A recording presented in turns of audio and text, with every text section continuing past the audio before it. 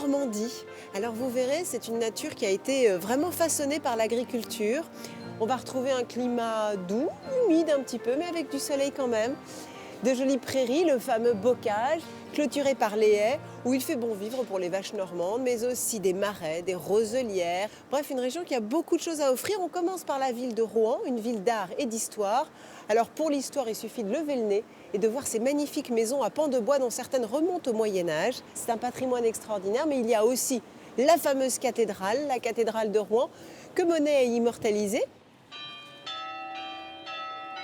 Bref, je ne vous ferai pas la liste, mais il y a beaucoup de choses à voir ici. Et on va commencer par la rue des Antiquaires, et c'est justement là que vous verrez, de par le nombre d'objets d'antiquité qu'il y a ici, que Rouen réunit l'art et l'histoire.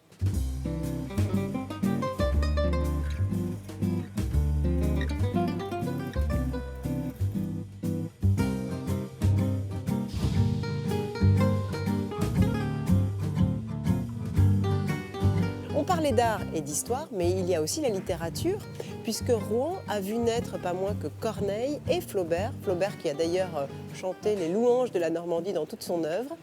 Et Rouen a inspiré Victor Hugo, qui parlait de la ville aux 100 clochers. Bon, depuis, il y a eu la Seconde Guerre mondiale, il y a un peu moins de clochers, mais il reste quand même la fameuse flèche de la cathédrale, qui a été maintes fois représentée par Monet. Et derrière Monet, toute une école, l'école de Rouen, impressionniste, peut-être aussi post-impressionniste, c'est pas ma spécialité, bien que ça m'intéresse. Mais ce qui est intéressant justement, c'est de pouvoir se balader dans ces rues où l'on retrouve beaucoup de tableaux qui sont issus de cette époque, de cette lignée de peintres représentant cette Normandie baignée par cette magnifique lumière de la vallée de la Seine.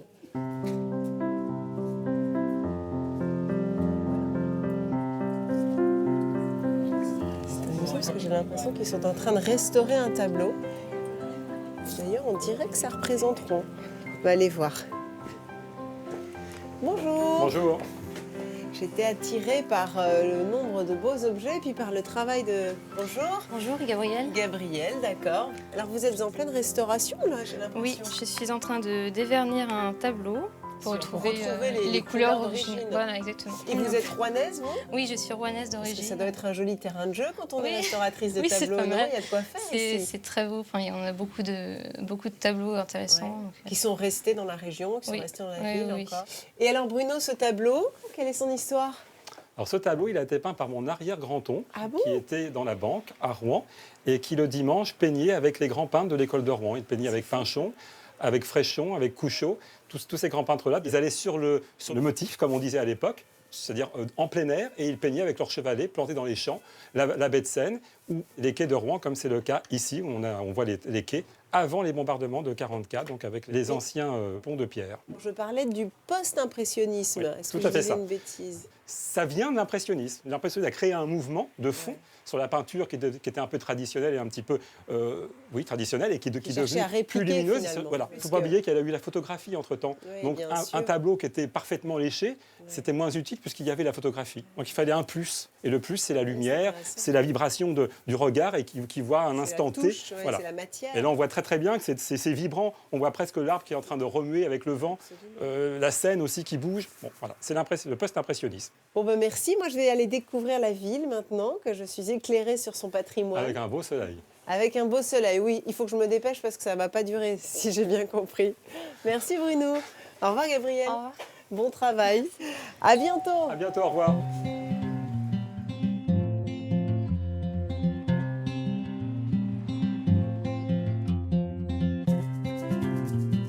Continuons avec une petite visite privée de l'un des joyaux de la ville, son beffroi gothique, célèbre pour son gros horloge, avec son double cadran Renaissance qui enjambe la rue par une arche. Partout, les moutons rappellent l'importance du travail de la laine, dont la ville fit commerce, et dont elle se pare encore sur son blason. Dominique, horloger à la retraite, continue de partager ses connaissances, lui qui a participé à la restauration du gros horloge de 1997 à 2006. Nous sommes ici au sommet du beffroi de l'ancien hôtel de ville de Rouen qui a été équipé d'un mécanisme qu'on appelle maintenant le gros horloge. Et ce mécanisme avait pour fonction d'actionner les cloches qui sont au-dessus encore, donc dans le dôme qui domine cette coupelle. Le gouverneur, donc l'horloger attaché à la bonne marche de l'horloge, qui se sont succédés de l'origine du mouvement jusqu'en 1970, ces gouverneurs avaient une fonction précise d'assurer la bonne marche de ce mécanisme. La ville lui a confié cette tâche. C'était une tâche à la fois honorifique et importante pour lui, parce qu'en plus, il avait sa boutique en bas et il exerçait l'activité d'horloger en même temps. C'était une tâche fastidieuse, parce qu'il fallait qu'il soit présent tout le temps. Ils habitaient sur place. Il ne pouvait pas quitter sa fonction sans l'autorisation des responsables de la ville. Un ingénieux système de rouage qui actionnait les leviers de déclenchement des cloches tous les quarts d'heure. Il n'est plus utilisé aujourd'hui, mais reste un trésor qui fait la fierté de la ville.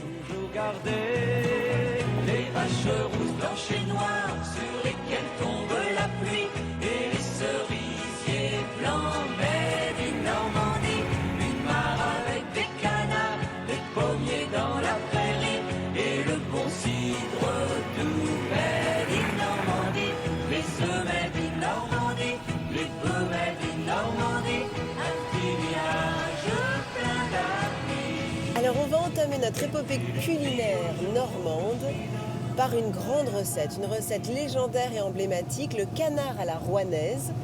On se rend justement pas très loin de Rouen, à 20 km au nord, à Malonnais. Et on va rendre visite à Hubert. Hubert, c'est un ancien cuisinier d'ailleurs, aujourd'hui à la retraite, mais qui a eu plusieurs vies et qui fait partie de l'ordre des canardiers, parce qu'on prend la chose très au sérieux ici. Et il y a une sorte de congrégation qui est chargée de préserver la recette, de préserver la race des canards rouennais aussi, mais aussi de la diffuser.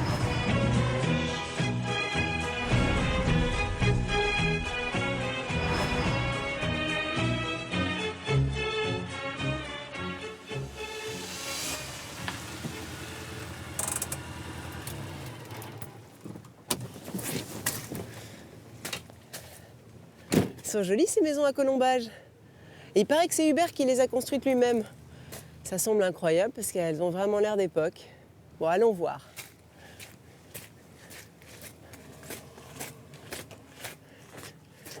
Bonjour Hubert. Bonjour Julie. Je vois que vous êtes déjà en cuisine. Oui.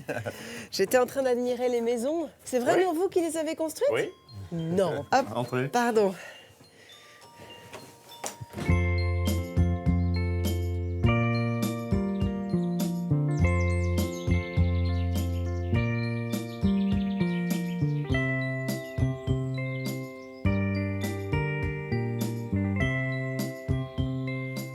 Alors, canard à la rouennaise, canard au sang, c'est pareil. Oui, c'est pareil. D'accord. Il y a des restaurateurs en 87 qui ont fait en fait l'ordre des canardiers pour à la fois sauver cette recette et sauver la race du canard rouennais. Donc si moi, je ne trouve pas chez moi de canard de Rouen, ça pourrait s'apparenter à quoi? Une canette de barbarie? Oui, Ouais. c'est dans les poids. Ouais. D'accord. La recette impose d'avoir tué le canard en l'étouffant. Oui. C'est assez barbare, mais petit qu'est-ce que ça apporte En fait, donc ça, le sang est gardé à l'intérieur parce que l'idée, c'est dans la recette, comme on va voir par la suite, c'est en fait de lier la sauce avec le sang du canard. Alors dites-moi, qu'est-ce qu'on lui fait? Ah ben, il va falloir le vider. Eh ben, On s'y vas-y, colle baille que vaille. Ah, il y a la tête, il y a tout, hein. Ouais. C'est à l'ancienne. Ouais. Je le fais. Ah bah, je préfère vous regarder faire parce que vous avez quand Ouais, même la ouais. technique et puis après j'essaierai de vous aider. Donc le vide, on commence par décoller un petit peu les poumons par ici, là. Hop, et puis... Vous connaissez l'anatomie du canard par cœur, du coup? Ah oui. J'en ai fait... J'étais commis rôtisseur Oula, ça à la Tour Eiffel à Paris. Tous les jours, on avait les canards, les Au poulets. Jules Verne? Ah, c'était pas encore le Jules Verne, voyons. D'accord. Oui, comme il y a des beaux gésiers déjà pour un petit canard. Beau Hein. gésier.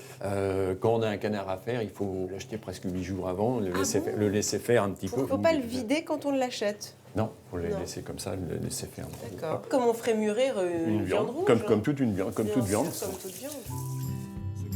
Salé et poivré de l'intérieur, il est ficelé, badigeonné de graisse, de nouveau salé et poivré avant d'aller rôtir au four, préchauffé à 250 degrés durant 17 à 18 minutes, c'est précis. C'est parti pour la sauce, avec de l'oignon et de l'échalote émincée qui vont revenir dans la graisse de canard pour les caraméliser avant d'être déglacés. Un petit peu de calvados pour corser Normandie oblige. Il y en a qui mettent du cognac, moi je mets du calvados. Et puis un peu de Porto. Pour donner un peu de rondeur. Voilà. Voilà. Et puis, un bon Bordeaux derrière. Il y en a qui mettent du Bourgogne, mais là, on dit que c'est une bordelaise. Donc on va mettre Là, on passe de la Normandie au Portugal en passant par le Bordelais. Voilà. Et donc, toc, et on va mouiller. Et on va laisser compoter ça. 5 minutes suffisent pour obtenir une réduction et que l'on ajoute la suite des ingrédients. Du fond de canard maison, du fond de volaille déshydraté pour corser le goût et du 4 épices. Donc là, on attend que ça réduise. Et Voilà. notre canard? L'heure a sonné pour sortir notre canard du four. Alors là, il va être bleu, hein, malgré ces 20 minutes de cuisson. Il faut qu'il le soit. Ah, il faut qu'il reste Pour bleu. pouvoir c'est libérer pour- son sang. Pour pouvoir libérer le sang. OK. Ça, on le met pas, hein, on ne va pas le servir. Ça y est, la gourmande. Oh bah attends, c'est ce qu'il y a de meilleur. Ça, j'ai appris ça chez les Chinois. C'est pas ce qu'il y a de plus light. Non, Ah, c'est bon. on va peut-être se mettre un récipient pour récupérer une... Moi, je fais rien, je mange. Vous voulez de l'aide? Ça va aller. Ah, parce que c'est bon. En tout cas, il est magnifique. Hein. Ah, dites donc, il y a un On fait des- tranchage qui est très particulier. Hein. On fait des aiguillettes. J'ai mis essayer. Allez, Fine. fine, comme ça. Il faut que je pique, non? Il faut que j'évite de Ouais, piquer. il faut peut-être. éviter de piquer. Voilà. Mais oui, parce que sinon, ça va libérer le sang. Alors, fine. Peut-être un peu trop fin. Ouais, c'est là. un peu fin. Le Oui. sang risque Alors. de sortir. Ah oui, d'accord. Alors, on va le faire un petit peu plus costaud. Là, c'est mieux? Oui. On croirait qu'elle a fait ça toute sa vie. Ah, bah le canard, j'avoue que c'est un animal que j'ai pas mal approché. Les aiguillettes sont abandonnées dans l'étuve du four pour continuer à cuire tout doucement pendant que l'on s'occupe de la suite. Donc là, tu prédécoupes hein, la carcasse pour pouvoir la mettre dans la presse. Voilà. Alors, on a deux. C'est surtout ces deux morceaux-là qui sont intéressants. On voit bien, ils sont assez sanguinolents. Et le cou. Hein. Donc là, on va mettre notre presse en action. C'est parti. Alors, comment se sert-on de cette magnifique machine? Alors, c'est pas très compliqué. Ça pèse. C'est un peu la traction avant des mixeurs, quoi. Exactement. Et donc, ça s'ouvre. Sublime. Hop. Et là, on récupère. Il faut Alors. d'abord dégager le corps. Donc, pour ceci, il faut Tourner. tourner, monter. Et puis là. Tu veux que on je va le dégager. retire On va pouvoir. Ça se... On va mettre. Ah oui, dis donc. Tout est lourd. C'est lourd, hein. Et là, tu vas pas poser. Tu vas pas C'est poser le principe en même temps que ce soit lourd. C'est un objet qui ne sert qu'à ça. Ah oui. Quoi qu'on doit pouvoir faire, presser des noix, presser des. Ouais, mais enfin, bon. ça, C'est une sorte voilà, de ça, moulin Voilà. particulier. Et là, donc, c'est parti. On le repose. Ah, tu ne mets que cette partie de la carcasse? Oui, parce que l'autre, il n'y a Ça pas suffit. C'est un moment où il va falloir se lever et faire preuve d'un peu de... d'énergie. Ah, vient, ça ça y est, vient. dès qu'il y a de la résistance, c'est bon signe. Et si on saignait le canard avant de le cuire et qu'après on le cuise, ça n'aurait rien à voir. Le canard n'aurait pas les mêmes saveurs. Et la chair serait peut-être moins parfumée et aussi, c'est moins ça? parfumé. Alors là, il faut serrer. Hein. Je serre la vis. Dis donc, les maîtres sauciers, ils devaient être costauds hein, quand même à l'époque. Alors, on est pas mal. Parce On qu'en est fait, bien il va falloir qu'on la penche et puis on va la desserrer un petit peu. Et il y a des... Ah oui, disons, ça lâche pas mal hein, quand même. Je ne sais pas qui un Et on jour va- a eu l'idée de cette recette, mais il fallait vraiment la trouver. Hein. Bon, ben voilà. Il y en a pas mal quand même. Hein. En fait, c'est un principe de sauce civet, c'est-à-dire que tu rajoutes le Exactement, sang oui, à la oui, fin, oui. en évitant l'ébullition, Voilà. j'imagine. Alors donc, là, on a le sang de Le canard, sang. notre foie. Donc la la sauce, graisse. on va la passer au mixeur. Et voilà, on va peut-être mettre...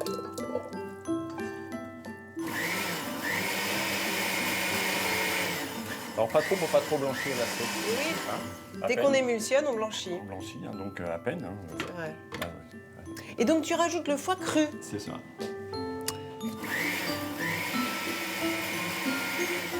La sauce est passée au chinois avant de retourner sur le feu sans jamais bouillir pour pouvoir ajouter le sang. Je rajoute tout, hein, Hubert. Oui, bien sûr. On ne perd rien. Là, C'est la substantifique moelle du canard. un petit peu de jus de citron. Ah bon? Quelques On gouttes va pour rajouter un, un peu petit peu, d'acidité. un petit coup d'acidité derrière. Et puis là, On va goûte. goûter. Faut pas couper le feu, non? J'ai toujours peur Non, que ça non, non, boue. ça va aller. On voit, on n'est pas. Ah, dis donc, c'est subtil. hein. C'est subtil parce que On sent bien il y a un le quatre côté. épices. On sent bien le 4 épices aussi, ouais. le 4 épices, ouais, mais il y a un côté sang. sucré. Et en même temps, il y a l'acidité Ces du oignons. vin. Ouais. Ah ouais, c'est très très bon. Et qu'est-ce qu'on a? Oui, et puis là, c'est parfait. Eh ben, on sert comment à l'assiette? On le fait à l'assiette. Allez, c'est allons-y. parti. Pas une minute à perdre avant de déguster ce mets si raffiné en compagnie de l'épouse d'Hubert. Sortons le carnet. Pour réaliser un canard à la rouennaise comme Hubert, choisissez un canard semi-gras de 2 kg prêt à rôtir, 2 échalotes, 2 oignons, 50 centilitres de vin rouge de Bordeaux, une cuillerée à soupe de Calvados et une autre de Porto, 20 centilitres de fond de canard, une cuillère à café de fond de volaille en poudre, une de 4 épices, une autre de graisse de canard, un peu de jus de citron, du sel et du poivre et en guise de garniture du céleri à la crème fraîche. Normandie oblige.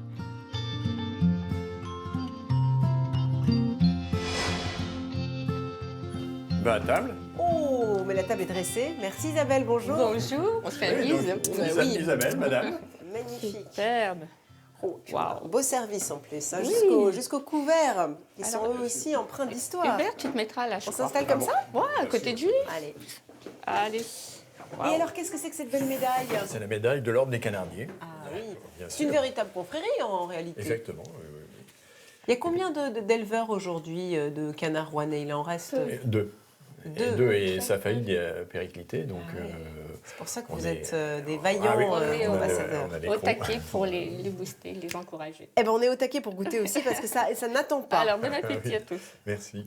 Dis donc, alors toi Isabelle, t'es quand même vernie, hein, parce que d'avoir un cuisinier pareil sous son toit, Carrément. et qui en plus restaure les maisons, C'est tout, restaurateur en tout genre. voilà, restaurateur en tout genre. Alors, Cette sauce, elle est extraordinaire. ça va Il y avait longtemps que j'en avais mangé. On a perdu la main? Non, c'est toujours aussi bon. Oh ouais, c'est délicieux.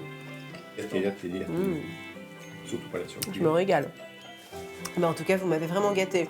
Alors, puisque tu es visiblement quand même très à l'aise avec cette recette, crois-tu que tu pourrais m'en refaire une? Me refaire un canard au sang comme tu l'as fait, un canard à la rouennaise. À la rouennaise, oui. Pour demain, parce que j'aimerais bien réunir tous ceux que j'ai rencontrés pendant mon voyage. J'aimerais bien leur proposer Eh et ben, bien partager volontiers. avec eux le canard. Volontiers. C'est Avec vrai? plaisir. Oui. C'est possible? Il faut que j'amène la presse, il faut que j'amène tout. Ah non, je crois que ça va. Emballée par la découverte de cette recette, je n'en reste pas moins interpellée par cette presse, objet d'une extrême précision, réalisée dans la pure tradition des orfèvres. Une maison fondée en 1830, mondialement connue pour ses services de couverts de table, continue à les fabriquer sur commande à Yainville, à l'ouest de Rouen, grâce au savoir-faire très spécifique d'une dizaine d'artisans qui confectionnent à la main nombre de pièces d'exception en édition limitée, parfois unique. C'est Alain, directeur des ateliers, qui encadre ses artisans compagnons, tous formés en interne, les anciens transmettant leurs connaissances aux plus jeunes. Nous sommes aujourd'hui en train de fabriquer une presse à canard. Alors une presse à canard, pour nous, à chaque fois, c'est une pièce unique. En voici une en fabrication. On voit ici le bol qui est destiné à recevoir la carcasse du canard.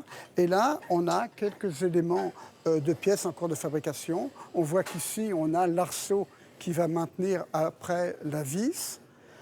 Par ailleurs, on voit qu'on personnalise les portes, mais on part souvent d'un standard que l'on obtient à partir d'un bol que l'on a obtenu par repoussage.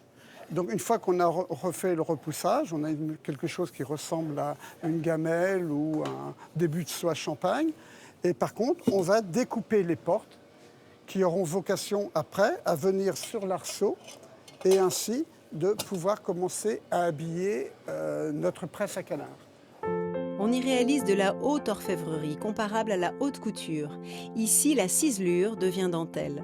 C'est ainsi que, sous les gestes experts de Gérard, meilleur ouvrier de France, le métal se transforme en pièce d'exception. Il restaure et crée selon des techniques d'une extrême précision. Dans un premier temps, j'étais monteur orfèvre, donc j'ai pris le monteur orfèvre, l'assemblage des pièces, et par la suite, j'ai appris le planage avec un ancien maître planeur. Voilà, maintenant je peux me permettre de faire une pièce de A à Z au niveau mise en forme et assemblage. Un jargon bien spécifique, tout autant que les outils utilisés. Les marteaux que nous utilisons sont les marteaux qui ont été fabriqués quand Christophe a démarré son activité en 1830. Donc ce sont des marteaux d'époque, forgés main sur mesure. Ces formes-là, elles sont vraiment adéquates à ce qu'on veut faire.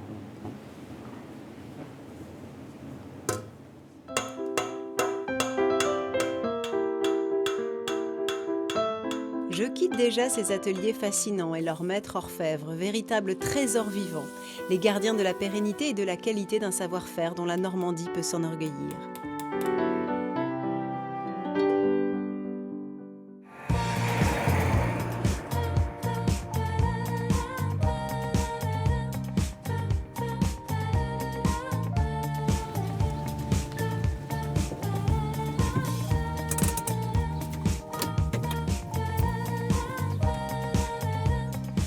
voilà chez Nicole, dans un très joli village, où l'on va revenir d'ailleurs à la fin de notre séjour pour fêter notre banquet qui s'appelle le Bec et Loin.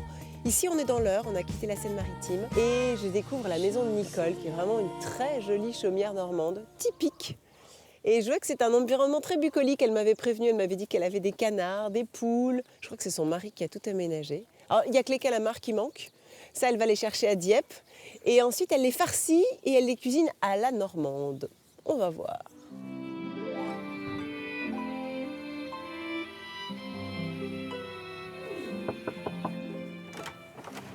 Bonjour Nicole. Bonjour Julie. Quelle jolie maison, c'est la chaumière idéale. C'est vrai, de l'extérieur, on a vraiment envie d'y habiter. Vous pouvez. Il y a des chambres d'amis.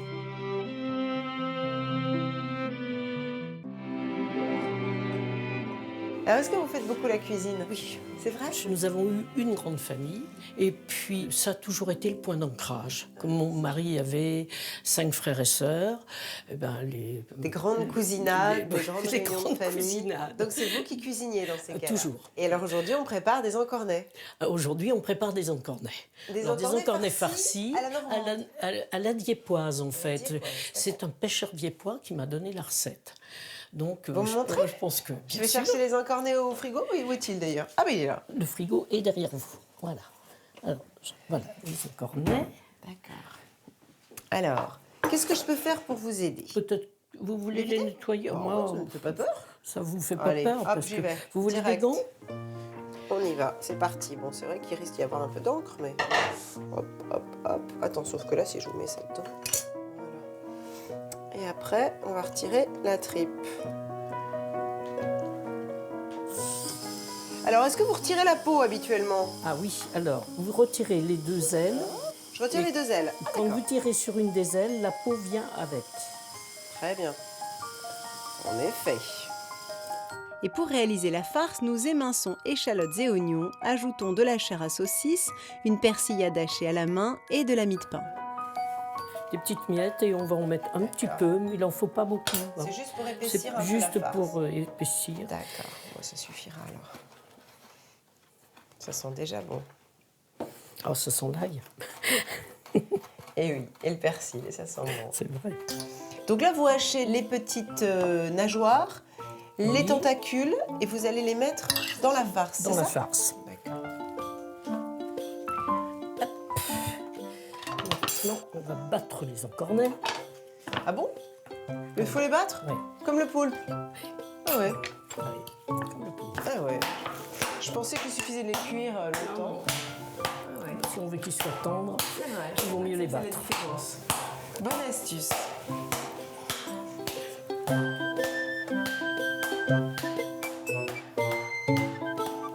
Bon, voilà.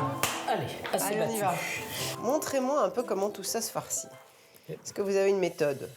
À la cuillère, à la main? À la petite cuillère. À la petite cuillère. Ouais, à la petite cuillère. Parce que si on veut les mettre à la grande cuillère, c'est vraiment pas facile. Je les tiens et ça vous va. voulez les mettre? Oh non, ça, allez-y. Je veux bien que vous le fassiez, moi. Alors je suppose qu'il ne faut pas les remplir trop, c'est ça? Non. Parce qu'ils vont rétrécir un peu à la Oui, ils cuisson. vont rétrécir. Oui. Parce qu'il faut quand même, c'est que ça aille jusqu'au bout. Voilà. Voilà. Je fais le second. Oui. Voilà. Et là, on va mettre un petit pic, c'est ça? On met un petit pic. Voilà. Voilà. Voilà, un petit pic. Bon, et on va passer à la sauce. On va prendre une peuchotte en bois. Oui. Une quoi? Comment vous dites? Une peuchotte? Une peuchotte, c'est vosgien. C'est joli ça. Vous êtes d'origine vosgienne? Oui, oui, oui, vosgienne alsacienne. Une peuchotte. Et donc on appelle ça une peuchotte. Voilà. Donc cette sauce, elle est composée pour l'instant d'oignons, d'échalotes, d'ail et de persil ciselé. C'est ça. Donc on va les faire revenir tout doucement. C'est la recette bec. C'est ça? Plus du bec. Quand on a mangé la recette, on pue du bec. Mais c'est très bon. Donc là, vous rajoutez la tomate pelée, et pépinée. Oui. Voilà. On va pouvoir mettre les encornets, du sel et du poivre. On les un petit dépose peu. comme ça dans la sauce? On les dépose et puis on va mettre le cidre dessus. Voilà.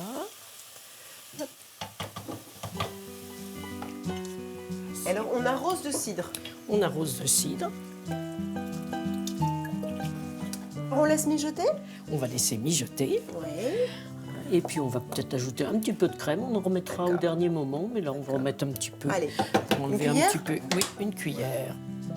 Voilà, une petite cuillère comme ça.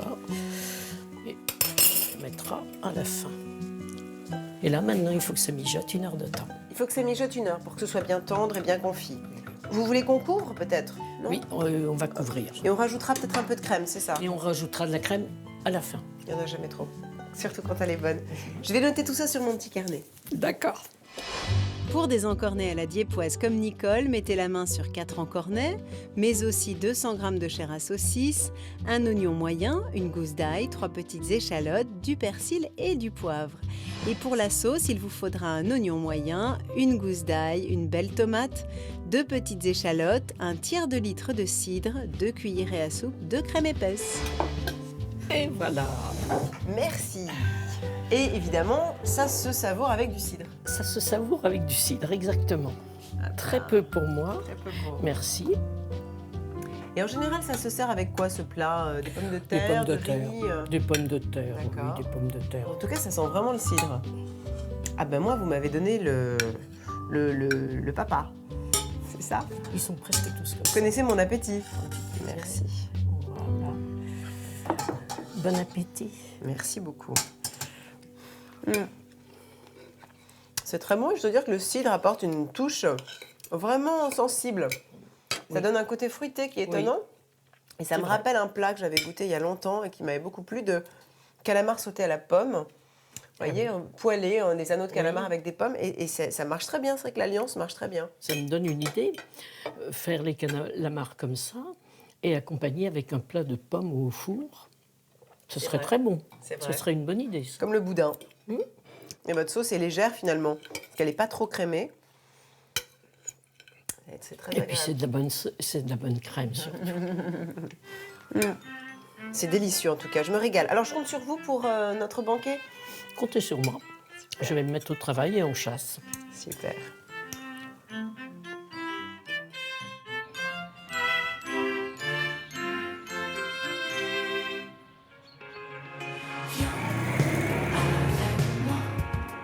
Sur les toits, voir la ville qui se noie. Ne dis rien, prends la La saison de la coquille Saint-Jacques bat son plein, vous le savez, puisque la pêche va d'octobre à mai, si je ne m'abuse. Et la coquille Saint-Jacques normande est une incontournable. Elle représente à peu près 50% de la production française. Le reste, ce sont des bretonnes. Et elle bénéficie d'un label rouge. Et Nathalie, elle habite Rouen, mais elle vient chercher ces coquilles pour être sûre de leur fraîcheur à Dieppe, pour ensuite nous les cuisiner à la normande, évidemment, enfin à sa façon. Parce qu'on pourrait dire qu'on est à cheval sur la Normandie et la Picardie, puisque en Haute-Normandie, on jouxte la Picardie avec des endives, des chicons, comme on dit là-bas dans le Nord. C'est parti pour une recette du Nord, avec un temps du Nord.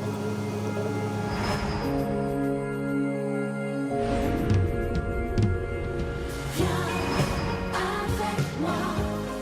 Sur les toits, voir la ville. Ne dis rien. Un temps du Nord, ça veut dire qu'il fait beau plusieurs fois dans la journée et à mon arrivée, le ciel a l'air de s'éclaircir. Avec moi, sur les toits. Bonjour Nathalie. Bonjour Julie. Vous regardez la maison. Elle est jolie parce qu'on dirait une maison de campagne en réalité. Elle Oui, fait mais beaucoup on, plus. on venait de la campagne. Alors Ah, j'ai c'est ça. voulu une maison de campagne Avec à la les ville. traditionnels Ouais, colombages du ouais, pays de oui, Caux. tout à fait. Bonjour le chien. Ah, et puis il y a de la lumière.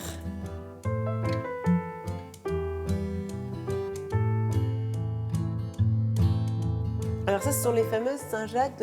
Pour le coup, elles viennent de Dieppe, Oui, celles-là. oui. Qu'est-ce qu'on Alors, doit c'est faire? simple. Comment s'y prendre? Alors on va préparer d'abord les endives. Oui, hein. dis-moi. On va les faire. Alors on va les couper en rondelles. Et cette recette, elle associe les endives, le lard et les Saint-Jacques, c'est ça Et la alors? crème. Et la crème, la fameuse Ben crème oui. normande. Oui. On va les citronner un petit peu aussi. Oui, pour éviter Hein? qu'elle s'oxyde. Et puis ça fait ressortir le goût de la crème. Oui, à ça la compense fin. le côté un peu Ouais, douceâtre ouais. de la crème. Et alors toi, donc tu n'es pas d'origine Non, mes rouennaise. deux parents étaient berrichons et ils sont arrivés très jeunes dans le Vexin normand. D'accord. Et ma mère, qui cuisinait beaucoup, C'est adapté. s'est adaptée à la cuisine, à ce qu'elle trouvait comme produit. Donc évidemment le poisson et la crème et voilà. Alors, La dis-moi. poêle qui va bien. Alors, on va prendre la plus grande. Après, On sent que ça cuisine ici parce qu'il y a du matos. Saint-Jacques. Attention, on n'est pas chez des amateurs. Alors, au point que je ne sais pas comment ça se contrôle. Ça, c'est le four. Ça, c'est le d'accord. four. Et ça, c'est c'est... Voilà. bon. Oui, tout à fait. Dis donc. Alors. On est généreux. Ah oui, dis donc, t'as bien adopté la Normandie, toi. On hein. est généreux.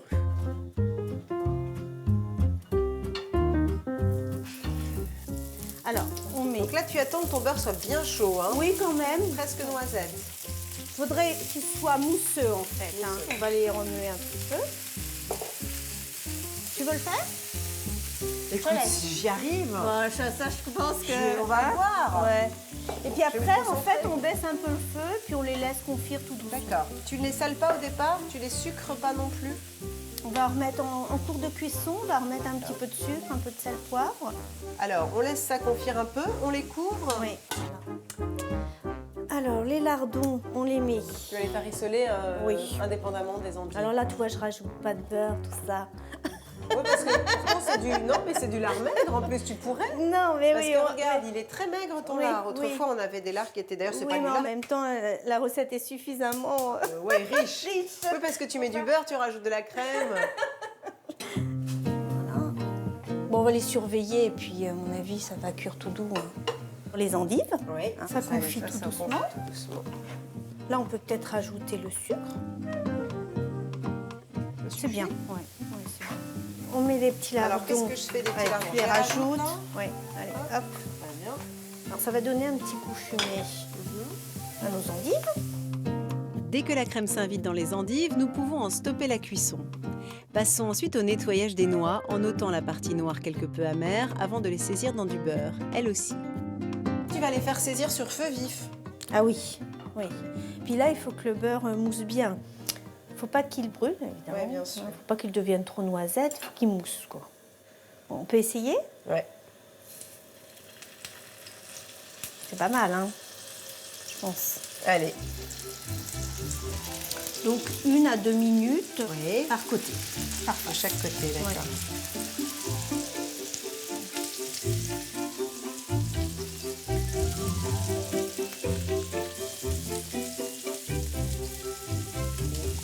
Elles sont bien dorées.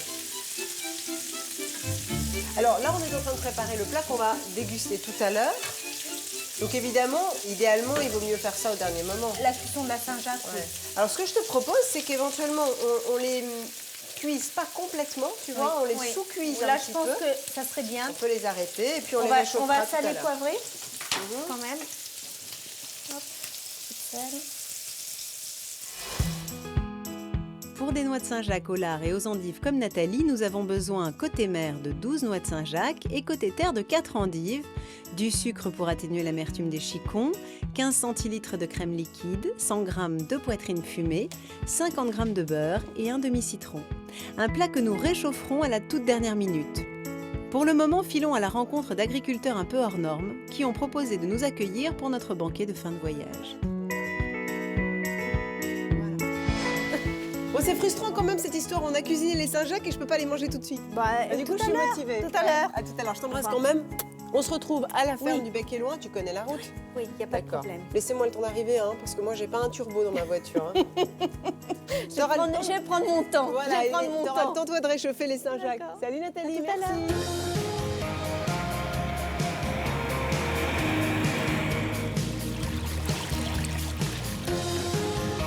À présent, je voudrais vous faire découvrir, et découvrir moi-même d'ailleurs, une ferme d'un genre nouveau.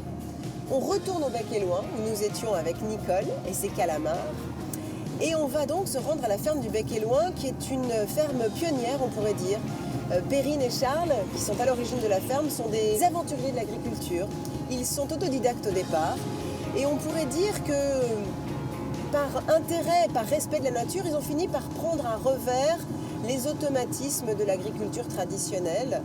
Et ils ont développé un système qui est encore assez peu connu d'ailleurs, mais qui connaît un grand succès, qui s'appelle la permaculture. Qu'est-ce que la permaculture ? Évidemment, je les laisse nous expliquer tout ça. Et vous verrez que si vous avez un petit lopin de terre, eh bien ça peut vous donner des idées et surtout de l'espoir.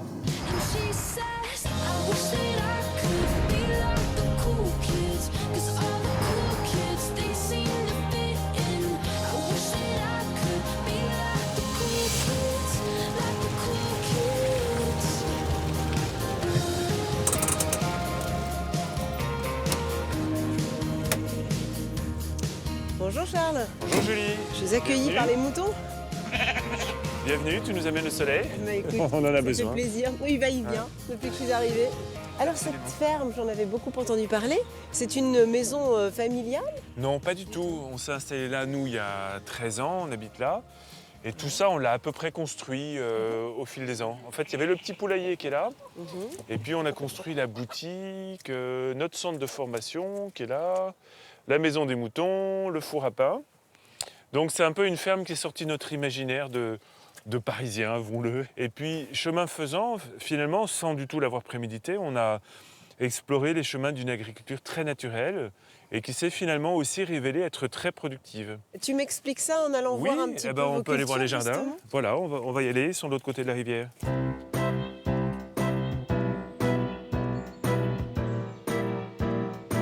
C'est tout petit. C'est une ferme qui est minuscule en fait et qui pourtant donne des emplois à pas mal de personnes. Et minuscule, ça veut dire quoi ? En l'occurrence, au c'est total, quoi ? la ferme fait 20 hectares. Ah, ça, c'est pas minuscule. Non, ça, c'est pas minuscule. Mais enfin, il y a pas mal de bois. D'accord. Et la partie cultivée surface en cultivée maraîchage ne fait que 4500 mètres carrés. Ah oui, en effet. Ça, c'est vraiment tout petit. Oui, c'est une petite exploitation. Oui. Il y a des vergers maraîchers, qui est un système assez pionnier en fait en France, d'avoir des légumes cultivés en agroforesterie.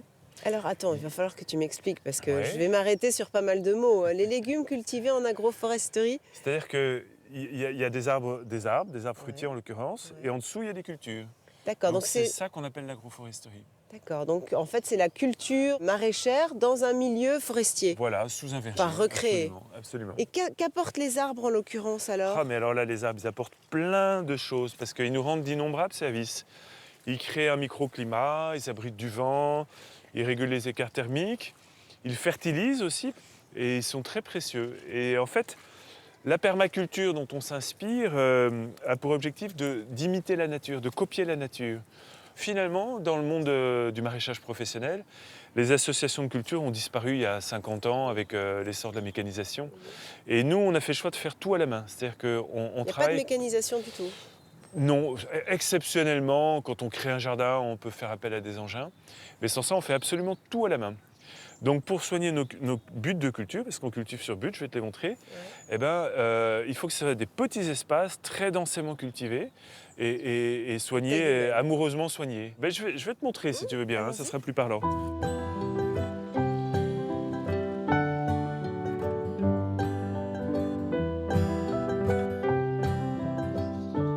Mais en quoi le fait de cultiver sur une butte change par rapport au fait de mettre de la terre d'une façon plus uniforme, tu vois ?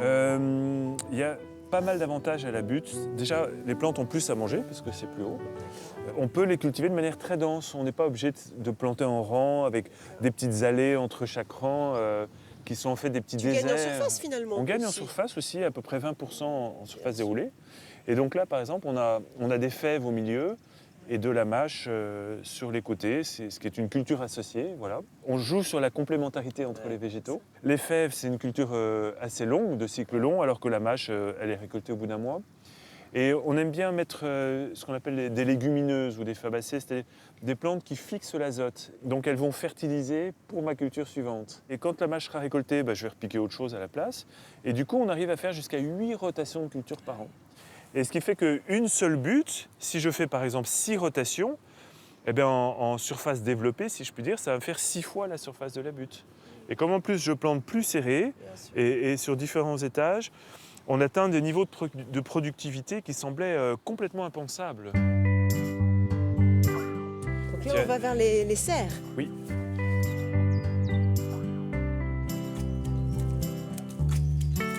Voilà la grande serre, qui n'est pas énorme pour une serre maraîchère. Et voilà ma femme adorée. Bonjour Perrine. Salut. Bonjour Perrine, on s'embrasse. Bah oui. Allez. À la campagne, pas de chichi. Ici, c'est chacun son domaine. Moi, je vais là où il faut. Quand je peux, là où je peux. Moi, j'ai pas vraiment de domaine de prédilection. Après, j'ai mes petites affinités. Voilà. C'est étonnant parce qu'on arrive sous cette serre qui est quand même complètement ouverte et on a pris 10 degrés, facile. Hein. Et c'est uniquement, c'est le bâchage, il n'y a pas de chauffage, il n'y a rien. Non, il n'y a bien sûr aucun chauffage. C'est interdit en bio. Hein. Mais on cherche à accentuer l'effet de chaleur de la serre par différents moyens, notamment le fait d'avoir des animaux. Et donc se poulailler dans la serre, c'est un peu loufoque comme expérience, mais ça nous plaît beaucoup. On a construit ce poulailler l'année dernière. Alors elles ont un grand parcours extérieur, hein, elles ne sont pas confinées dans la serre. La bonne surprise, c'était de découvrir qu'avec la chaleur qui monte, au-dessus, on a 5 degrés de plus pour démarrer nos plants. Au-dessus. On composte directement, on donne tous les restes de culture aux poules qui s'en nourrissent, qui te gratouillent tout ça, font leur fiente dedans. Et donc on a une sorte d'unité de compostage intégrée dans la serre grâce aux poules. Et du coup, tout ça te crée un système qui devient plus productif avec moins d'efforts. Mais le message que j'ai cru comprendre, c'est que finalement, pour être assez concret, c'est que c'est rentable aussi. Oui, c'est ça l'intérêt. C'est que si on voulait qu'une démarche plus naturelle et saine, il fallait faire la preuve de sa viabilité économique. Bien sûr. D'où cette étude menée avec l'INRA qui démontre en année 3 qu'on peut créer un emploi avec 700 mètres carrés cultivés seulement. Ce qui est une révolution pour la profession. Pourquoi ? Parce que moi, je n'ai pas trop de notions. Parce que normalement, on dit que pour installer un maraîcher bio, il faut au minimum 1 hectare, soit 10 000 mètres carrés. Et là, on voit que, par exemple, l'année dernière, 700 mètres carrés cultivés ont créé 42 000 euros de chiffre d'affaires. Ce qui est, dans la profession, quelque chose d'honorable pour 1 hectare. Voilà. Avec moins de frais d'investissement, moins de frais de fonctionnement.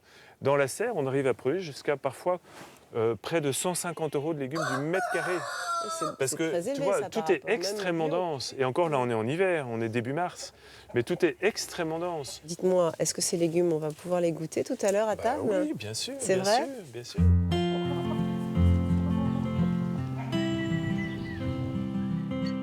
Perrine a déjà accueilli une partie de nos invités pendant que nous cuisions du pain dans le four de la ferme. On entend les petites graines qui crépitent. C'est les graines de lin, ça ? Lin et... voilà, et tournesol.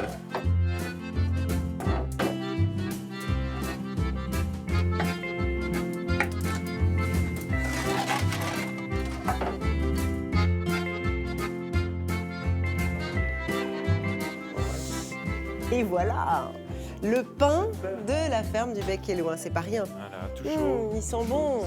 Il sent bon, il est beau. Ah, bonjour tout le monde. Alors, attendez, je pose le pain religieusement. Voilà. Magnifique. Celui-là, il est vraiment maison. Bah, je vois que vous avez fait connaissance. Bonjour Alain. Bonjour. Et plus, on a le soleil. Bonjour Isabelle. On a même commencé à trinquer. Bonjour Hubert. Nicole. Bonjour. Bonjour Gabriel. Ah, mais ça me fait plaisir de vous voir. Et Bruno est là aussi ? Oui, il devrait arriver. Ah bon, d'accord. Très bien. Le voici justement, ainsi que Nathalie qui nous a cuisiné les coquilles Saint-Jacques, mais également Benjamin que je ne connais pas encore. Bonjour Bruno. Bien ? Bah oui, très bien.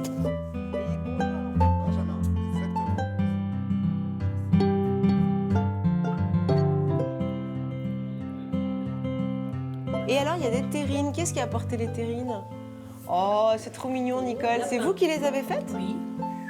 Lapin. Attention, terrines de lapin. Donc ça, j'imagine quand même que ça vient de chez vous. Évidemment. Alors racontez-nous un petit peu quelles sont toutes ces petites pousses là qu'il y a dans cette assiette. C'est les quelques petites mauvaises herbes qu'on avait dans C'est le les jardin. mauvaises herbes. Il n'y a pas de mauvaises herbes ici, j'ai compris. Il y a plein de jeunes pousses asiatiques, des Mizuna. il y a de la clétone de Cuba, Ça, là on c'est voit quoi, des des jeunes pousses de trèfles ? bêtes. Des baies. Ça c'est de la clétone. Donc c'est une petite feuille un petit peu grasse, voilà, comme du pourpier, très riche en oméga 3, donc un concentré de vitamines qui va nous permettre de digérer toutes les autres bonnes choses Oui, à mon parce que avis. c'est assez riche quand même. Et alors toi, Benjamin, que fais-tu ? Qu'est-ce que je fais ? Je fais le tour des fermes, essentiellement, pour... Ici, dans la région ? Dans la région, ouais. En fait, j'ai créé une petite entreprise il y a 3 ans, Donc, l'idée, c'est de faire de la vente en ligne de paniers de légumes.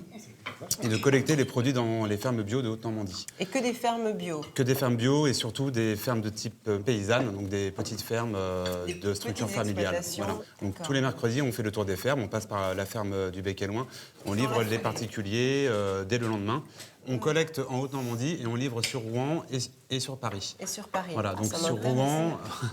Et qu'est-ce qui t'a donné envie de te lancer dans cette démarche? Qu'est-ce qui m'a donné envie? Beaucoup de choses. Tu es tout jeune en plus. Je cache bien mon jeu. Ce qui m'a donné envie, c'est déjà une passion pour les bonnes choses. Donc pour créer un système, en fait, une filière qui permette aux gens de la ville d'avoir accès à ces bons produits frais. Le but, quand on mange, c'est de se nourrir, c'est pas juste de se remplir le ventre. Et c'est vrai qu'aujourd'hui, on est arrivé à une alimentation où on mange pour ne plus avoir faim, mais en même temps, il n'y a plus de nutriments. Donc vraiment, la clé, c'est la fraîcheur. Mais on avance petit à petit. Ta sauce est délicieuse, je sais pas ce que tu as mis dedans. Merci beaucoup. Juste des bonnes choses, de la purée de noisettes, des bonnes huiles bio avec des oméga 3, un peu de sauce soyou, du curcuma, du poivre et un oignon. Voilà. Et la terrine aussi, hein. Ah, la terrine, c'est une merveille, bravo. Hein. Merveilleuse. Merci parce que vous nous faites rencontrer nos voisines. Hein? Quand on aura un petit creux, on ira toquer à la porte. Oh là là. Voilà les Saint-Jacques aux endives. Saint-Jacques aux endives de Nathalie et les calamars farcis de Nicole. Alors moi, je vais me charger des calamars.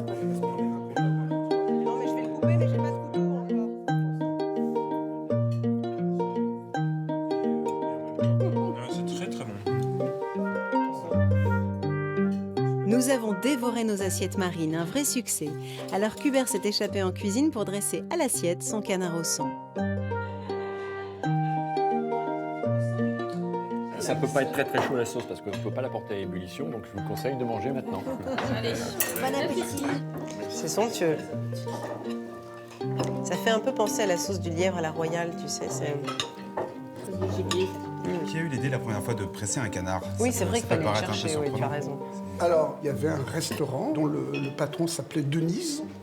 Et on dit que c'est ce monsieur Denise qui aurait eu l'idée, en récupérant un canard mort, étouffé, alors qu'habituellement on les égorgeait et c'est pas très ragoûtant.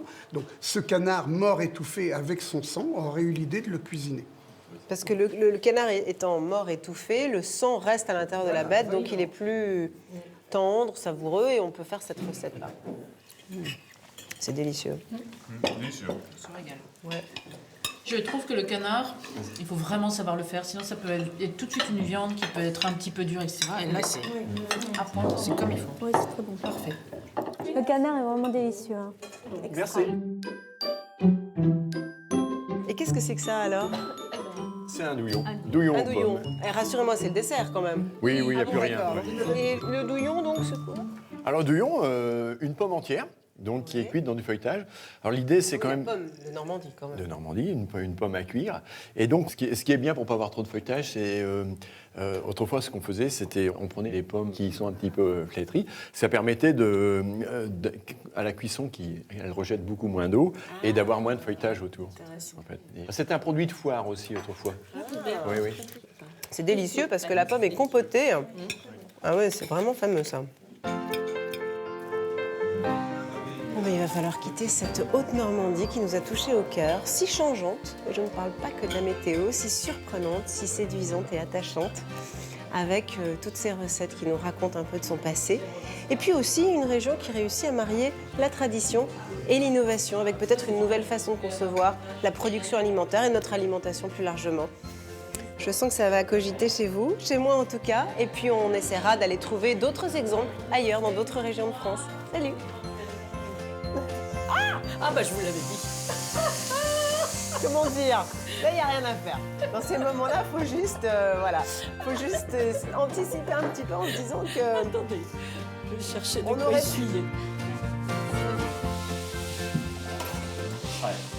Ça parce qu'il est fini, regarde. Elle a fait ça toute sa vie, hein. C'est ça, exactement, ouais. Il faudrait presque lécher le sel en fait. Espèce de souillon, là.